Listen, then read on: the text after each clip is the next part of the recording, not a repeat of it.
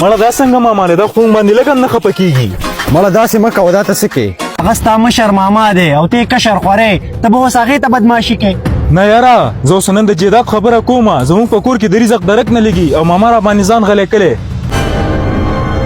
څنګه چلې خوریا راووتې او ماما د ملګرو سره اوتلمه په یو خبره ته کوم خفه پې رانه نه شي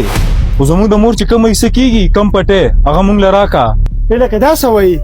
ولې چاره ته څه ویلي کو خو پټی ستا څه دی زموږ په کور کې د رزق درک نه لګي او مونږ له مې د مور حصه نه راکې په یو تپوس سر نه کومه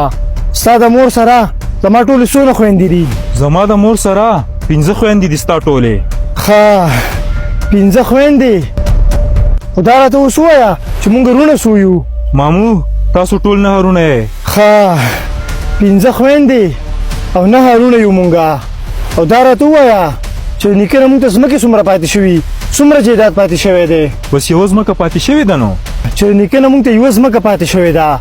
او 15 خویندې نه هرونه یو مونږه ټوټل 14 کسان یو او په دې کې ته زما نه جایداد غواړې خو خوریا نن دله جایداد در کومه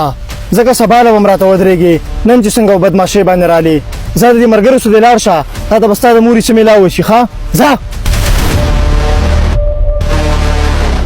خوریا پټی خو نشم خرڅولی ځکه چې د ټولو پکې حصه ده خو ستا د مور چې کومه حصه ده په دې پټي کې هغه پټی به دله درکړمه ډېره زیاته غټه غلطي دې وکړه یاره ستا د مور به پکې 15-20 لاک روپۍ رسي او د دغه روپو دپاره تا خپل ماما خفه کو په لاس کې څه ورڅه دي یا د ځمکې کاغذ دی او یا روپۍ دي خوریا ما د ټول پټي حساب ولګو په ټول پټي کې ستا د مور دا حصه پټی رسېدو